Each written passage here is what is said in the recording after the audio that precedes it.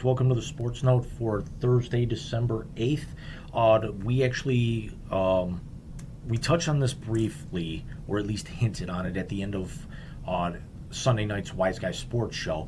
But we've actually got one of the more interesting hires of the college football season, which is funny considering they just announced the playoff seedings and all the bowl matchups on Sunday night as well, and that's Deion Sanders taking over at the University of Colorado at Boulder. Keep in mind that Colorado really has not been a prominent program in a number of years. They've got one major bowl appearance in really about the last decade, and have not really been relevant since Rick Neuheisel was there a number of years ago, and actually even to an extent, they got to 5 bowl games in 7 years under Gary Barnett. Really didn't do much under Dan Dawkins and Mike McIntyre. They only had one winning season in 6 years. The last time that the last 2 bowl appearances that the Buffaloes made were in the Alamo Bowl, and lost both of those. Right now, formerly under Carl Durrell, who came over from UCLA, the Buffaloes have won a combined 9 games in 3 years. They are 1-11 as their season concluded this year, and Durrell was fired 5 games into the year for 5 consecutive losses of more than 25 points, which was statistically the worst start to a college football season, I believe, in history. It was noted for a specific head coach.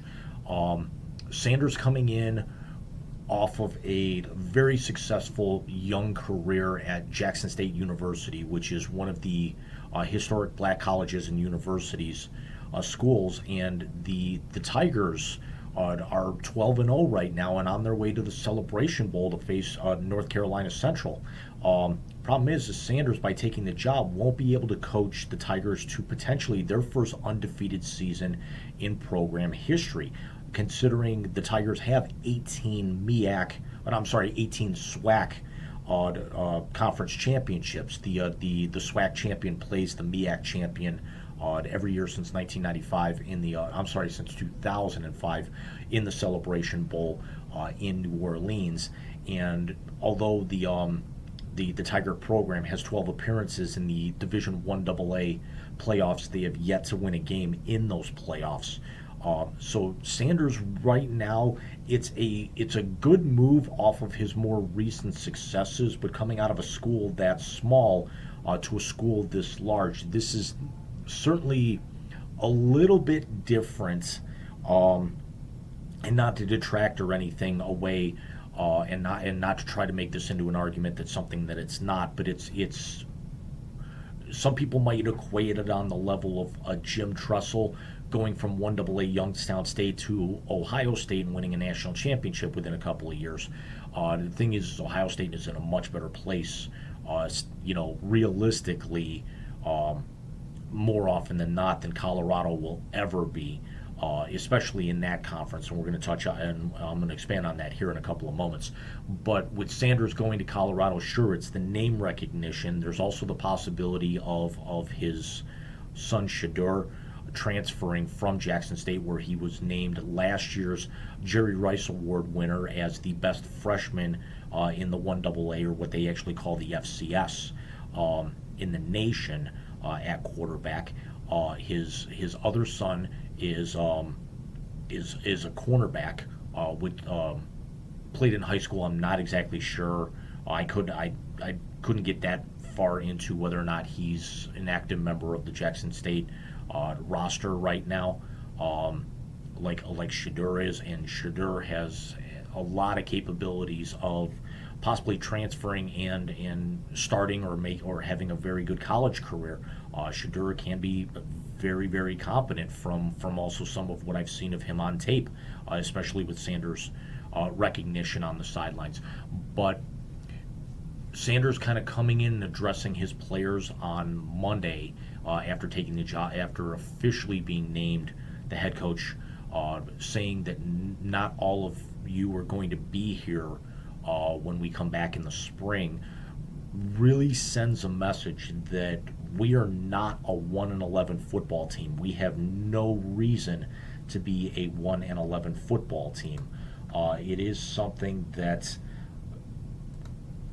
when Colorado is playing well, it's better for college football. We remember the Cordell Stewart era. We remember their 1990 national championship team, which, a lot of people say was split with Georgia Tech. Well, Georgia Tech tied and claimed the coaches poll, whereas Colorado claimed every other poll there was. And I was never a fan of the split national champions, with the exception of the year that you had Miami and Washington, because that was a lot of fun because Miami was the dominant team. And also with Colorado, anytime you can deny Notre Dame another one of their 80,000 national championships over the year, it's a good thing. But with the Pac-12 this year, you had USC, Utah, Washington, Oregon State, and UCLA all finished the regular season ranked in the top 20, and then you also add in Washington State. That's over half the conference that was bowl eligible, whereas then you get a dramatic slide off. Arizona had 5 wins, Cal 4, Arizona State and Stanford 3, and then lowly Colorado, whose only win was in conference play. Of all things, it was a 20-13 victory over Cal, who again only had 4 wins on the season. They were dominated much of the year, as you saw. So they get that. So they start out 0-5 and they lose by at least 25 points in each of those games.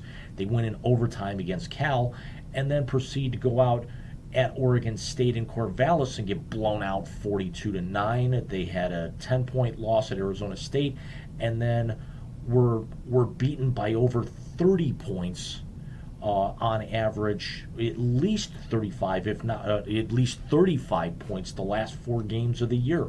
So this was one of the most miserable seasons I can ever remember a Power 5 conference team having. This is something where the Colorado program has nowhere to go but up, and why not take a shot on Deion Sanders? The only thing I'm again concerned about is the move from a 1AA school up to a Power 5 school at that. I'd been more comfortable if Sanders was going to be courted by somebody in, let's say, the MAC. Let's say maybe the American.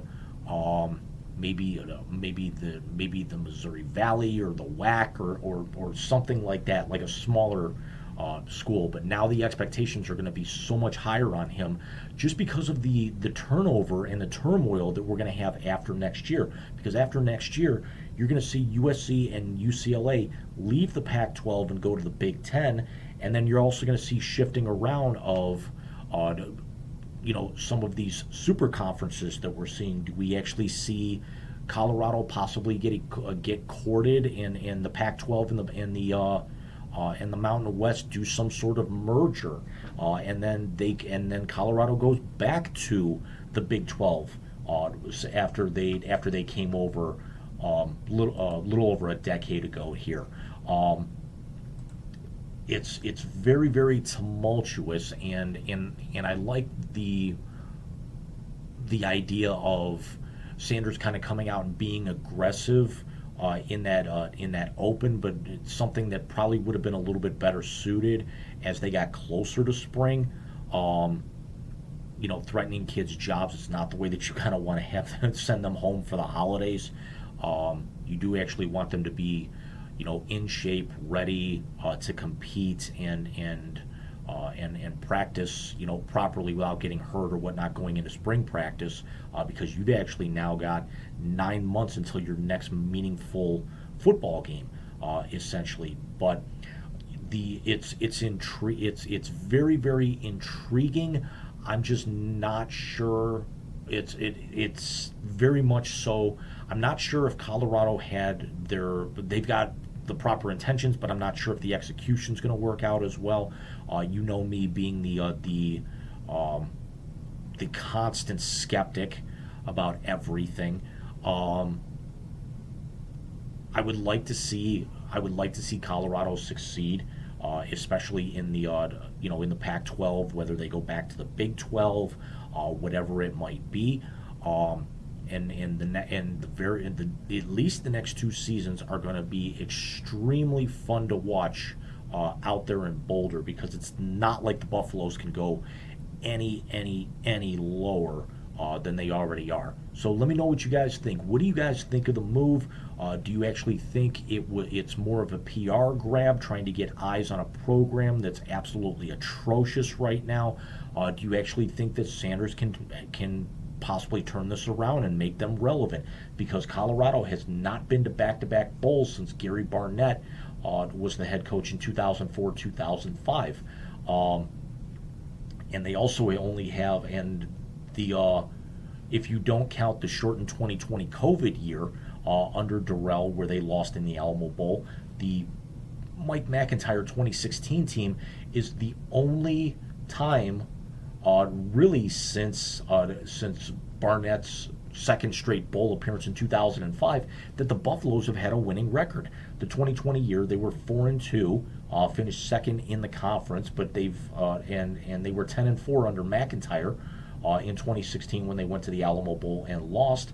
But outside of that, they've had one 6-win year, and then there's been a bunch of 3, 4, 5s, a couple of 2s, and even a couple of 1s. So Colorado's got to get this thing turned around. Otherwise, they're going to basically be the Pac-12's version of like how Indiana or Northwestern was in the Big Ten for all those years, how Vanderbilt typically is, unless you get that one anomaly year. So again, let me know what you guys think, and I will see you guys probably sometime this weekend. I'm going to be trying to cut a lot of video here, getting ready for our last Wise Guys show of the year coming up on the 17th. It will be our year-end holiday bash. We're going to have a lot of guests on. We're going to have a lot of fun. We hope you guys join us, and I will see you guys very, very soon. Take care.